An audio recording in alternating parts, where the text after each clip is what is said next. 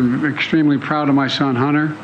He has overcome an addiction. He's one of the brightest, most decent men I know.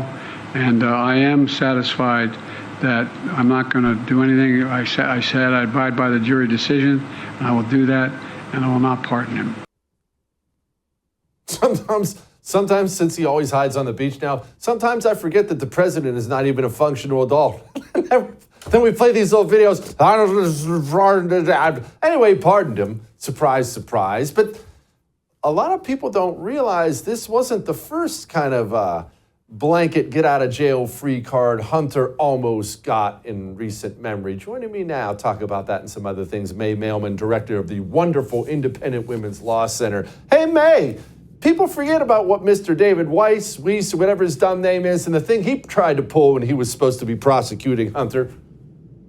You're absolutely right. So this is take two. Take one was there was supposed to be a plea deal where Hunter Biden said, I plead guilty to nothing, essentially. Like, I apologize for nothing. And in exchange for that, he was going to get immunity, a deal with the government. So basically doing it through contract, where here this is through executive fiat. Now, if you remember the last time, a judge had some questions.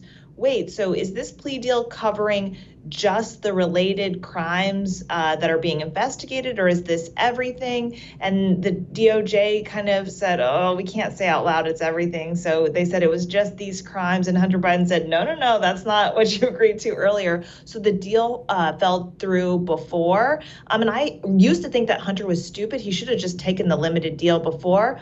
But now he's out of jail anyway. It doesn't matter.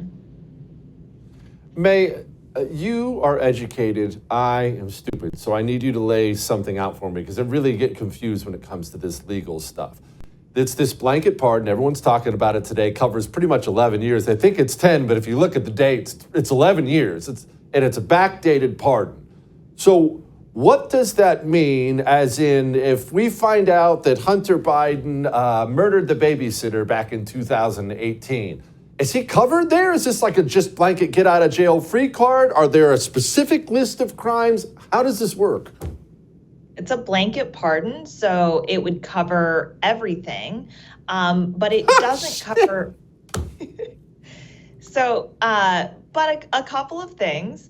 So one, it doesn't cover state crimes. So the federal government is not in charge of state governments.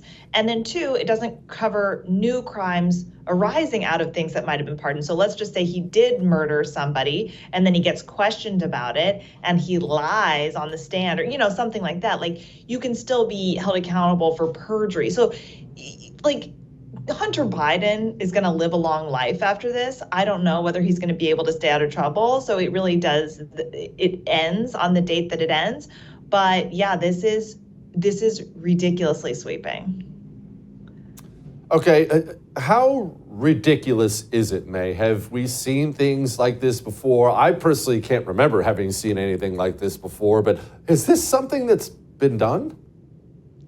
Yeah, I mean, I'm sure that there is some sort of constitutional pardon expert who could tell you, maybe for pardons for people who are already dead, just clearing their name, something like that. These are sort of symbolic. I would imagine that there are full and unconditional pardons.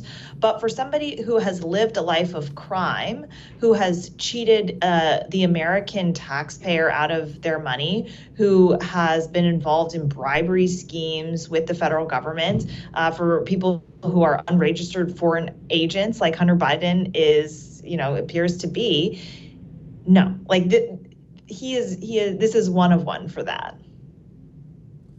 Okay, May, let's shift gears here because there are other things going on besides the president and his dirtball son. Let's talk about the culture wars stuff because you have been all over this stuff, specifically dudes pretending to be chicks and beating up women in sports. Where are we in all this? Well, I mean, the men are still beating up women in sports, although sometimes the women win. So if you are following the San Jose State University women's volleyball team, Boise State didn't even participate in the championship because they didn't want to risk, well, A, they wanted to save women's sports, and B, they didn't want their women to have to get a ball smashed in their face and that they get paralyzed for life like Peyton McNabb. And so, yes, the NCAA, the Biden administration, federal regulations are still putting men in women's sports. But luckily, there was an election and there's going to be a new sheriff in charge. So I think you're going to very immediately see changes in the federal government. The question then is whether some of these private entities like the soccer federation, these the sport bodies governing the Olympics, governing volleyball, these types of things, whether they're going to act too. May, Donald Trump's about to be president of the United States here in, I don't know, like a month and 20 days, give or take. What impact can he have on all this stuff, all the Title IX stuff? What power does the president have to affect change in this area? Because it is really gross. That story about Peyton is just unbelievably awful. I can't believe we allow that stuff in this country. But what power does Trump have, and what power do you think he will use to get this stuff switched around? Yeah, so I think on day one, you have the Department of Education, which, yes, does need to be eliminated, but it's not going to happen on day one. So what are they going to do on day one? They are going to save women's sports and save women's spaces. The Office of Civil Rights there launches investigations, and they see whether universities are discriminating on the basis of race or discriminating on the basis of sex.